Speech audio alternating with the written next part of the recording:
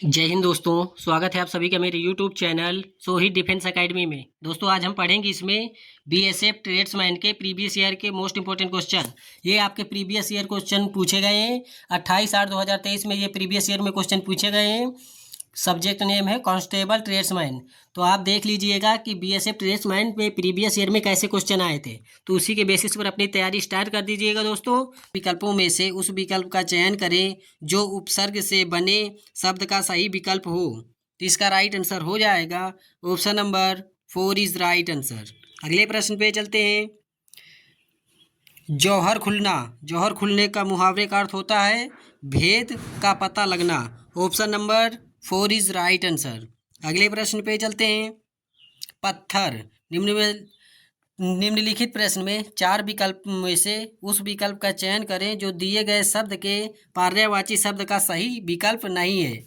तो पत्थर, पत्थर का कौन नहीं है पर्यायवाची शब्द? प्रवात। तो इसका नंबर 4 इज राइट आंसर हो जाएगा। अगले प्रश्न पे चलते हैं। ये रहा प्रश्न नंबर 4। निम्नलिखित प्रश्न में 4 विकल्पों में से उस विकल्प का चयन करें जो दिए गए लोकोक्ति का अर्थ सही अर्थ वाला विकल्प है। धन का धन गया, मीत की मीत गई।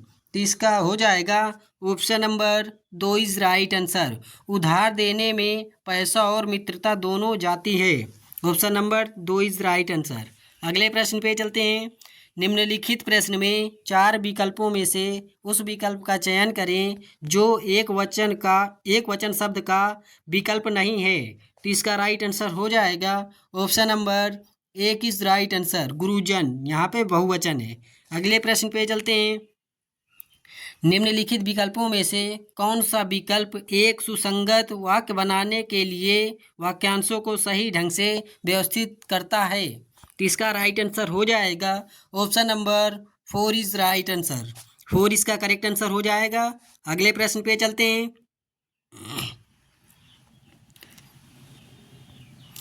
नेकी कर कुएं में डाल। इसका अर्थ होता है उपकार करके उसका बखान नहीं करना चाहिए। Option number 1 is right answer.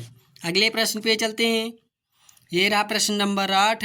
जिसमें कुछ करने की क्षमता ना हो।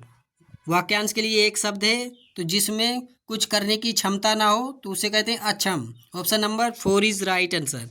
अगले प्रश्न पे चलते हैं। ये रहा प्रश्न नंबर 9।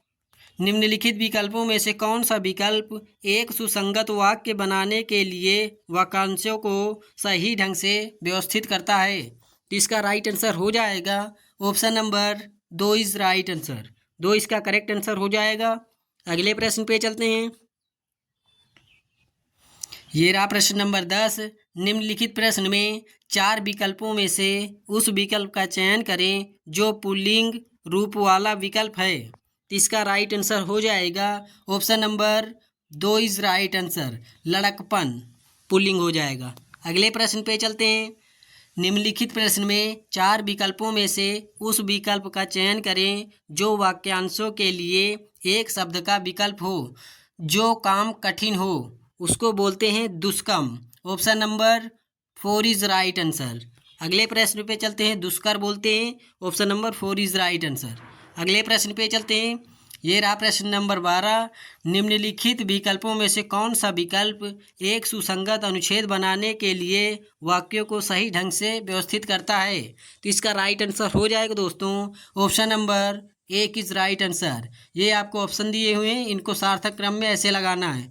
तो इसका राइट आंसर 1 हो जाएगा दोस्तों वीडियो अगर अच्छी लग रही हो तो आप मेरे चैनल को सब्सक्राइब कर लीजिए और अपने दोस्तों में भी शेयर कर लीजिए।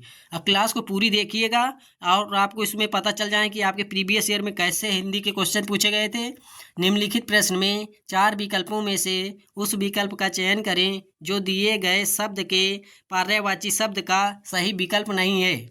तो मोक्ष, मोक्ष का अर्थ होता है निर्वाण। ऑप्शन 3 दिया है निर्मी कैवश। तो इसका राइट आंसर हो जाएगा option number 1 is right answer हो जाएगा। मोक्ष का अर्थ आतंक नहीं होता। अगले प्रश्न पे चलते हैं। निम्नलिखित प्रश्न में 4 विकल्पों में से उस विकल्प का चयन करें जो विलोम शब्द का सबसे अच्छा विकल्प है। कनिष्ठ, कनिष्ठ का अर्थ होता है ज्येष्ठ। ज्येष्ठ हो जाएगा विलोम शब्द। Option number 3 is right answer. अगले प्रश्न पे चलते हैं। निम्नलिखित प्रश्न में 4 विकल्पों में से उस विकल्प का चयन करें जो दिए गए शब्द के बहुवचन रूप का सबसे अच्छा विकल्प है। तो निधि का हो जाएगा बहुवचन निधियाँ। Option number 4 is right answer. अगले प्रश्न पे चलते हैं। निम्नलिखित प्रश्न में 4 विकल्पों में से उस विकल्प का चयन करें जो कोष्ठक में दिए गए शब्द के अनुसार विशेषण के भेद वाला विकल्प हो।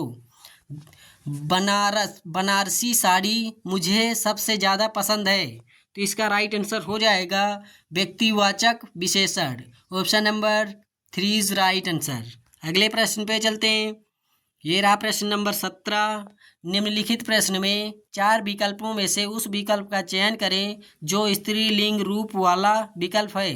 तो इसका राइट आंसर हो जाएगा option number 1 is right answer. घबराहट, ये स्त्रीलिंग है।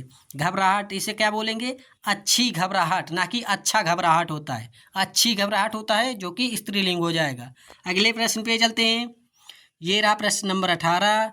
निम्नलिखित प्रश्न में 4 विकल्पों में से उस विकल्प का चयन करें जो दी गई मुहावरे का सही अर्थ वाला विकल्प है। उल्टी गंगा बहाना, इसका अर्थ होता है विपरीत कार्य करना। Option number 4 is right answer हो जाएगा दोस्तों। अगले प्रश्न पे चलते हैं। निम्नलिखित प्रश्न में 4 विकल्पों में से उस विकल्प का चयन करें जो प्रत्यय से बने शब्द का सही विकल्प हो। तो इसका राइट आंसर हो जाएगा option number 3 is right answer. 3 इसका करेक्ट आंसर हो जाएगा। अगले प्रश्न पे चलते हैं। ये रहा प्रश्न नंबर 20।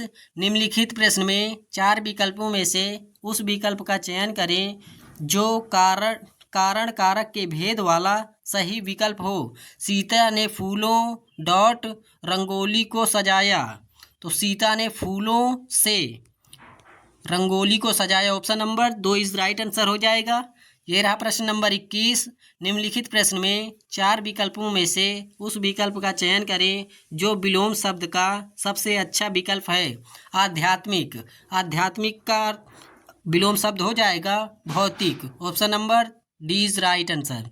अगले प्रश्न पे चलते हैं। ये रहा प्रश्न नंबर आपके सामने। जब यहाँ से आपका पैसेज स्टार्ट होगा तो ये पैसे दिया है। मन के सशक्त होने पर शरीर में शक्ति और स्फूर्ति आती है। यदि मन दुर्लभ है तो शरीर निष्क्रिय और निरुक्षम ही रहेगा। यह संसार शक्तिशाली का है, दुर्बल का इस संसार में कहीं ठिकाना नहीं। कायर व्यक्ति मृत्यु से पहले ही सहस्त्रों बार मरता है। कायरता का संबंध मन से है। कायरता और निरुत्साह का दूसरा नाम ही मन की हार है। परिणामतः मन की हार अत्यंत भयंकर है। मनुष्य भाग्य का निर्माता है पर कायर पुरुष नहीं।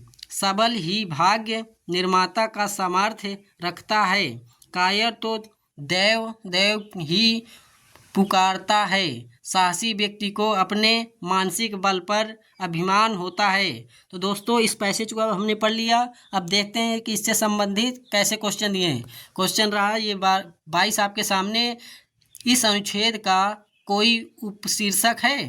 तो हाँ है, मन की शक्ति। Option number 4 is right answer हो जाएगा। अगले प्रश्न पे चलते हैं।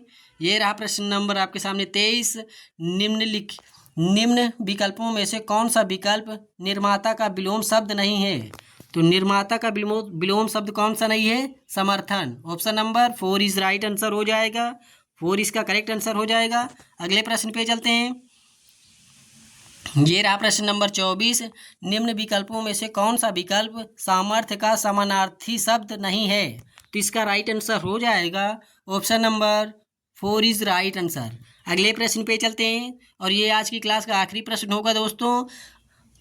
अनुच्छेद के अनुसार शरीर में ताकत और स्फूर्ति कब आती है?